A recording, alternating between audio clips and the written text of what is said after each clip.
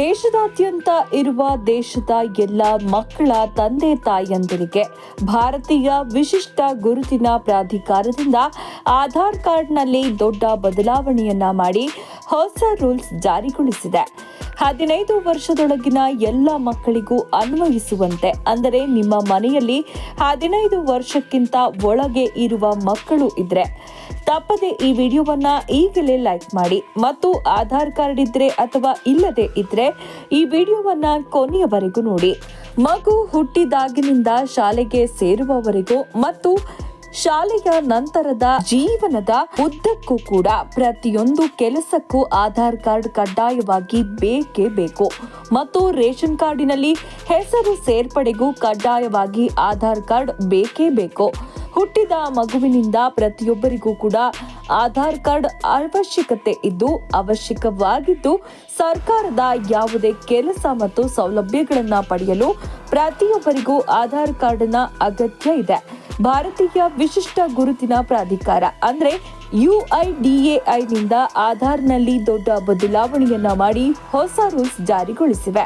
ನಿಮ್ಮ ಮನೆಯಲ್ಲಿ ಮಕ್ಕಳಿದ್ದರೆ ಈಗ ನೀವು ಅವರಿಗೂ ಆಧಾರ್ ಕಾರ್ಡ್ ಪಡೆಯೋದು ಕಡ್ಡಾಯವಾಗಿದೆ. ಮಕ್ಕಳಿಗೆ ಆಧಾರ್ ಕಾರ್ಡ್ ಮಾಡಲು ನಿಮಗೆ ಜನನ ಪ್ರಮಾಣ ಪತ್ರ, ಆಸ್ಪತ್ರೆಯಿಂದ ನೀಡಲಾದ ಡಿಸ್ಚಾರ್ಜ್ ಪ್ರಮಾಣ ಪತ್ರ ಅಥವಾ ಶಾಲಾ ಗುರುತಿನ ಚೀಟಿ ಅಥವಾ ಪೋಷಕರಲ್ಲಿ ಒಬ್ಬರ ಆಧಾರ್ ಕಾರ್ಡ್, ಮತದಾರರ ಗುರುತಿನ ಚೀಟಿ ಅಥವಾ ಚಾಲನಾ ಪರವಾನಗಿ ಅಥವಾ ಪಾಸ್ಪೋರ್ಟ್ ಅಗತ್ಯವಿದೆ. ನಿಮ್ಮ ಮನೆಯಲ್ಲಿ ಮಕ್ಕಳಿದ್ರೆ ಈಗ ನೀವು ಅವರ ಆಧಾರ್ ಕಾರ್ಡ್ ಮಾಡಬೇಕಾಗಿದೆ.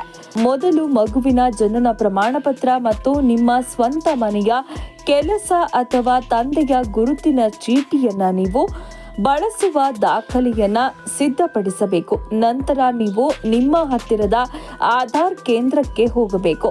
ನೀವು ಆನ್ಲೈನ್ ಮಾಧ್ಯಮದ ಮೂಲಕ ಅರ್ಜಿ ಸಲ್ಲಿಸೋಕೆ ಸಾಧ್ಯವಿಲ್ಲ. ನಿಮ್ಮ ಹತ್ತಿರದ ಆಧಾರ್ ಕೇಂದ್ರಕ್ಕೆ ಹೋಗಿ ನಿಮ್ಮ ಮಕ್ಕಳ ಆಧಾರ್ ಕಾರ್ಡ್ ಮಾಡಿಸಿಕೊಳ್ಳಿ. 5 ವರ್ಷಕ್ಕಿಂತ ಕಡಿಮೆ ವಯಸ್ಸಿನ ಮಕ್ಕಳಿಗೆ ಮಕ್ಕಳ ಫೋಟೋಗಳನ್ನ ಮಾತ್ರ ತೆಗೆದುಕೊಳ್ಳಲಾಗುತ್ತೆ ಮತ್ತು ಉಳಿದ ಎಲ್ಲ ಮಾಹಿತಿಯನ್ನ ತಂದೆ ಅಥವಾ ತಾಯಿಯ ಪ್ರಕಾರ ಆಧಾರ್ ಕಾರ್ಡ್ನಲ್ಲಿ ನೀಡಲಾಗುತ್ತೆ. ಇದರಲ್ಲಿ ತಂದೆ ಅಥವಾ ತಾಯಿಯ ಬೆರಳಚ್ಚು ಮತ್ತು ಉನ್ನತ ಸಂಶೋಧನಾ ಸ್ಕ್ಯಾನರ್ ಇರುತ್ತೆ ಮತ್ತು 5 ರಿಂದ 15 ವರ್ಷದ ಒಳಗಿನ ಮಕ್ಕಳಿಗೆ ಹೆಚ್ಚಿನ ಸಂಶೋಧನಾ ಸ್ಕ್ಯಾನರ್ನ ಫೋಟೋ, ಬೆರಳಚ್ಚು ಮತ್ತು ಬಯೋಮೆಟ್ರಿಕ್ ಡೇಟಾ ಸಹ ಅಗತ್ಯವಾಗಿದೆ ಮತ್ತು 15 ವರ್ಷಗಳ ನಂತರ ಮಕ್ಕಳು ಮತ್ತೆ ಬಯೋಮೆಟ್ರಿಕ್ ಡೇಟಾವನ್ನ ನವೀಕರಿಸಬೇಕಾಗತ್ತೆ.